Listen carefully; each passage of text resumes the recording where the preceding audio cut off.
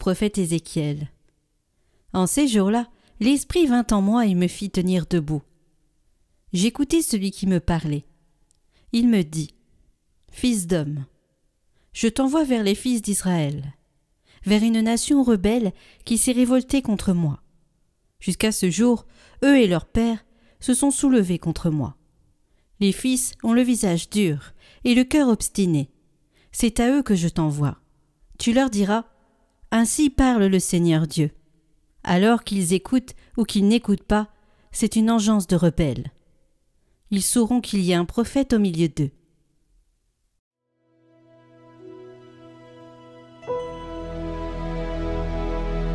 Nos yeux élevés vers le Seigneur, attendez sa pitié.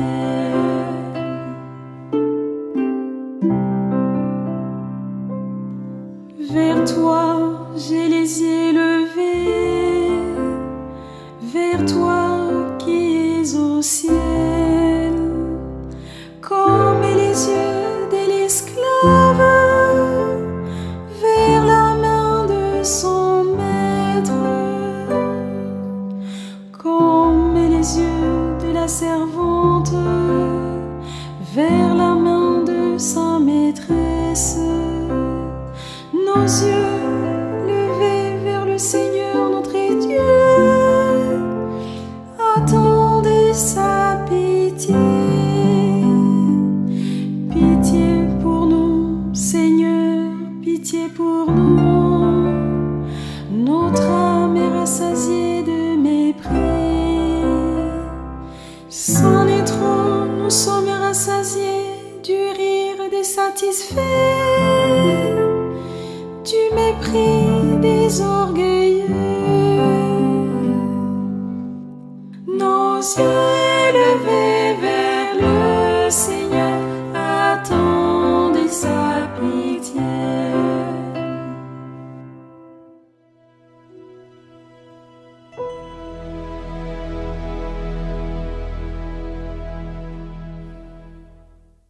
Lecture de la deuxième lettre de saint Paul apôtre aux Corinthiens. Frères, les révélations que j'ai reçues sont tellement extraordinaires que pour m'empêcher de me surestimer, j'ai reçu dans ma chair une écharde. Un envoyé de Satan qui est là pour me gifler, pour empêcher que je me surestime. Par 3 fois, j'ai prié le Seigneur de l'écarter de moi. Mais il m'a déclaré : Ma grâce te suffit, car ma puissance donne toute sa mesure dans la faiblesse. C'est donc très volontiers que je mettrai plutôt ma fierté dans mes faiblesses, afin que la puissance du Christ fasse en moi sa demeure. C'est pourquoi j'accepte de grand cœur pour le Christ les faiblesses, les insultes, les contraintes, les persécutions et les situations angoissantes. Car, lorsque je suis faible, c'est alors que je suis fort.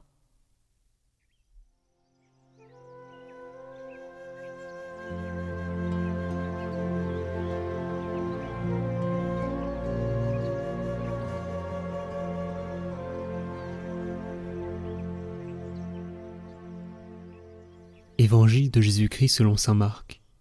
En ce temps-là, Jésus se rendit dans son lieu d'origine, et ses disciples le suivirent. Le jour du sabbat, il se mit à enseigner dans la synagogue.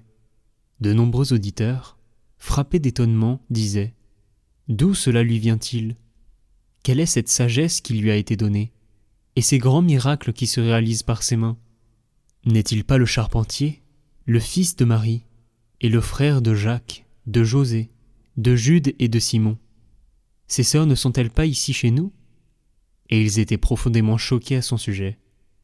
Jésus leur disait : Un prophète n'est méprisé que dans son pays, sa parenté et sa maison. Et là, il ne pouvait accomplir aucun miracle. Il guérit seulement quelques malades en leur imposant les mains. Et il s'étonna de leur manque de foi. Alors, Jésus parcourait les villages d'alentour en enseignant.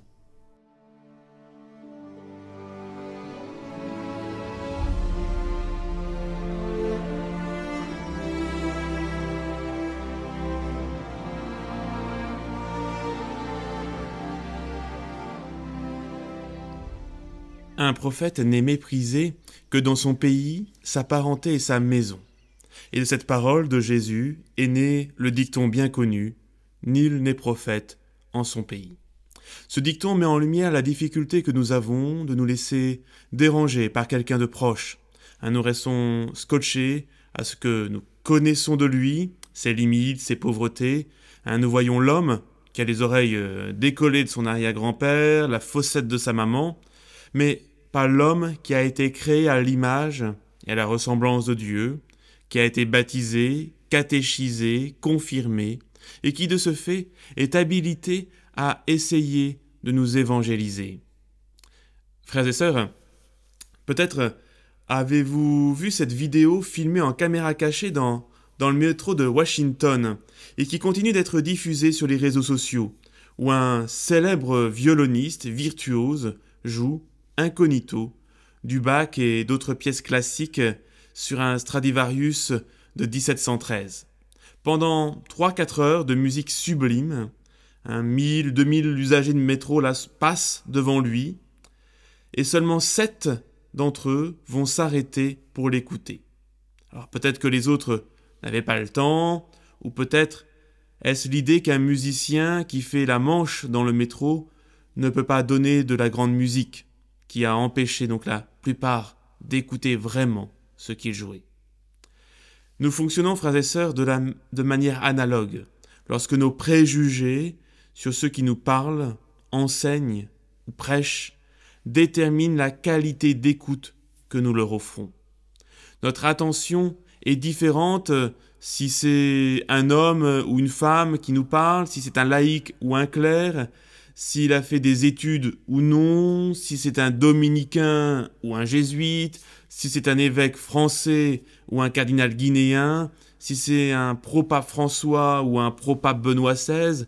Voilà, parfois nous indexons la crédibilité de ce que nous entendons aux préjugés que nous avons, fermant de facto la porte à la possibilité que la vérité surgisse d'un bord opposé au nôtre. On pourrait appeler cela de la sclérocardie. C'est le nom savant de la maladie dont souffrent les habitants de Nazareth dans l'évangile de ce jour. Et même pour être plus précis, une sclérocardie chronique à poussée aiguë. Sclérocardie. Ce mot, bien sûr, ne provient pas d'une encyclopédie médicale, mais de la version grecque de la Bible. C'est le nom d'une maladie de l'âme qui atteint ce qu'il y a de plus profond en l'homme, son cœur. Cardia. Le cœur de l'homme est compliqué et malade, avertit le prophète Jérémie. Et la forme la plus commune de cette maladie cardiaque, c'est la sclérose du cœur, un durcissement du cœur. Écoutez-moi, vous au cœur dur, qui êtes éloignés de la justice, dit le prophète Isaïe. J'ôterai de votre chair le cœur de pierre, prophète Ézéchiel. Et Jésus lui-même fut attristé de l'endurcissement de leur cœur. Cette maladie est chronique, parce qu'elle revient souvent, inlassablement. Une fois qu'on l'a attrapée, il est difficile de s'en débarrasser. Le peuple de l'Alliance a contracté la sclérose du cœur lors de la sortie d'Égypte. Et à l'époque du prophète Ézéchiel, vous l'avez entendu dans la première lecture, la poussée était encore très forte, obligeant Dieu à intervenir pour soigner cette nation rebelle qui s'est révoltée contre Dieu, dont les fils ont le visage dur et le cœur obstiné, avons-nous entendu. Et l'Épître aux Hébreux déclare que le cœur de tout homme est dur, dur comme de la pierre, car notre cœur s'est endurci par la séduction du péché. Hébreux chapitre 3. Ainsi, l'évangile de ce jour nous met, une fois encore, devant cette poussée de sclérocardie, de durcissement du cœur, qui se manifeste, cette fois-ci, chez les habitants de Nazareth. Autrement dit, auprès de ceux qui connaissent Jésus depuis le plus longtemps, de ceux qui l'ont côtoyé pendant les 30 années de vie cachée. Et dans la version de saint Luc, Jésus est même mis en danger, car il risque de se retrouver précipité dans le ravin. Vous imaginez donc la dureté du cœur, particulièrement avancé, qui atteint les villageois de Nazareth. Voilà. Donc ainsi, au lieu de s'émerveiller et de recevoir avec reconnaissance la visitation du Seigneur, au lieu d'accueillir les manifestations de la bonté du Père que Jésus déploie dans son enseignement et dans ses miracles, eh bien les sclérocardiaques de Nazareth rejettent l'action salvifique de Dieu. Et le fait que Dieu vienne les sauver les met même en état de choc. Ils étaient profondément choqués à son sujet. Alors, voilà, il ne faut pas noircir le tableau, mais dans sa forme la plus dure, la sclérocardie est définitive. Un cœur endurci est complètement étranger à la grâce et à l'amour du Seigneur. Elle fige le cœur pour toujours dans l'imperméabilité à l'amour de Dieu. On appelle cela, comment? Vous savez, on appelle cela l'enfer. Le catéchisme l'affirme clairement au numéro 1035, les âmes de ceux qui meurent en état de péché mortel descendent immédiatement après la mort dans les enfers, où elles souffrent la peine de l'enfer, le feu éternel. La peine principale de l'enfer consiste en la séparation éternelle d'avec Dieu, en qui seul l'homme peut avoir la vie et le bonheur pour lesquels il a été créé et auquel il aspire. Voilà. Alors, c'est un mystère sombre, mais l'enseignement de Jésus et l'expérience des saints à ce sujet sont formels, et cela doit nous obliger à réfléchir à notre vie sur cette terre, à savoir si nous-mêmes n'avons-nous pas, temps à autre en tout cas, le cœur endurci, le cœur incapable d'écouter et de recevoir. C'est un mystère donc sombre, mais l'enseignement de Jésus et l'expérience des saints à ce sujet sont formels, et cela doit nous obliger à réfléchir à notre vie sur cette terre. Heureusement, l'Écriture nous dit que sur la terre, cette maladie n'est pas irréversible. Dieu a quelque chose à dire à ceux qui sont durs de cœur. « J'ôterai de votre chair le cœur de pierre, et je vous donnerai un cœur de chair. » Le divin Toubib, voilà, Dieu est capable de miracles. Dieu seul est capable de nous donner un nouveau cœur, un cœur qui aime, un cœur qui ressemble au sien. Si de notre côté, bien sûr, nous sommes capables de nous reconnaître pécheurs. La clinique du bon Dieu, c'est le confessionnal. C'est bien par la grâce des sacrements que Dieu vient guérir nos cœurs endurcis. Alors, frères et sœurs, nul n'est prophète en son pays. Comment accueillons-nous les prophètes que Dieu nous envoie? Comment accueillons-nous les paroles de vérité que nous recevons? Comment recevons-nous la parole de Dieu que nous avons déjà entendue 1000 fois? Comment nous laissons-nous interpeller par ceux qui vivent autour de nous et qui ont la mission, par leur baptême et leur confirmation, de nous évangéliser? Votre époux, votre épouse, vos parents, vos enfants peut-être, vos amis, votre voisin, votre curé, tel paroissien. Vous laissez-vous évangéliser par ceux qui vous entourent. Et de la même manière, ne renonçons pas non plus à être prophètes dans notre pays. Concrètement, il faut un peu de courage pour porter la bonne nouvelle du salut, pour affirmer que la vie n'a pas de prix, pour transmettre l'espérance. Il faut savoir se taire, mais aussi savoir parler. Alors, oui, frères et sœurs, soyons prophètes par notre silence, par nos paroles, par nos actes, par nos choix, par nos engagements. Sortons de toute forme de sclérocardie qui nous empêche d'ouvrir notre cœur. Ouvrons les portes de notre cœur à la grâce et à la vérité que seul Dieu peut donner, et soyons nous-mêmes les prophètes dont notre monde a besoin. Que le Seigneur vous bénisse. Amen.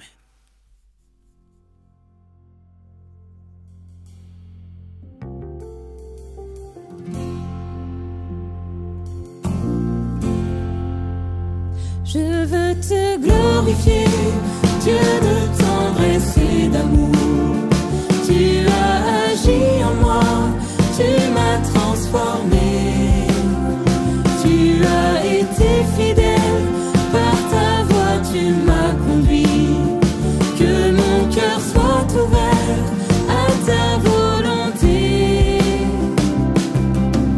Donne-moi de saisir ta lumière dans ma vie. Viens éclairer ma nuit.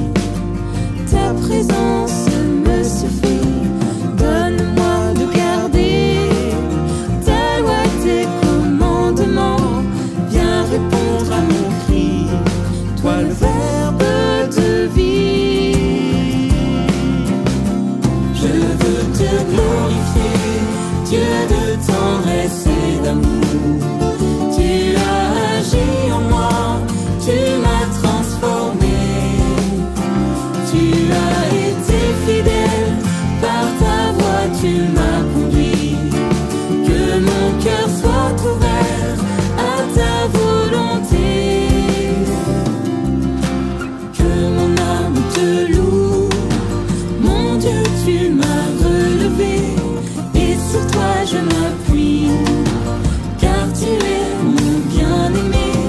Je veux chanter sans fin ta fidélité, mon roi, et entendre ici-bas la beauté de ta voix. Je veux te glorifier, Dieu de tendresse et d'amour. Tu as agi en moi, tu m'as transformé. Tu as été fidèle, par ta voix tu m'as conduit. Que mon cœur soit ouvert à ta volonté. Donne-moi de t'aimer, de me laisser façonner. Ta présence est pour moi un débordement de joie.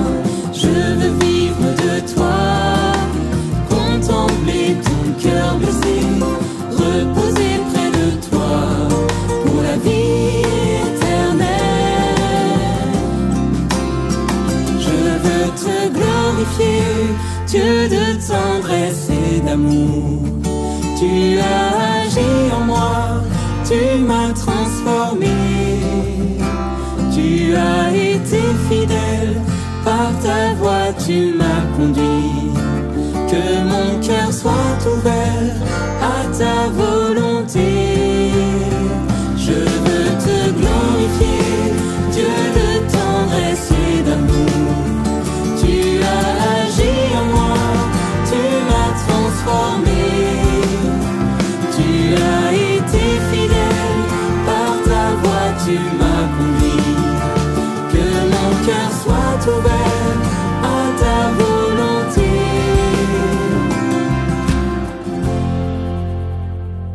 Prions pour toutes les intentions déposées en commentaire cette semaine. Notre Père, qui es aux cieux, que ton nom soit sanctifié, que ton règne vienne, que ta volonté soit faite sur la terre comme au ciel. Donne-nous aujourd'hui notre pain de ce jour. Pardonne-nous nos offenses, comme nous pardonnons aussi à ceux qui nous ont offensés. Et ne nous laisse pas entrer en tentation, mais délivre-nous du mal. Amen. Je vous salue Marie, pleine de grâce. Le Seigneur est avec vous. Vous êtes bénie entre toutes les femmes, et Jésus, le fruit de vos entrailles, est béni. Sainte Marie, Mère de Dieu, priez pour nous pauvres pécheurs, maintenant et à l'heure de notre mort. Amen.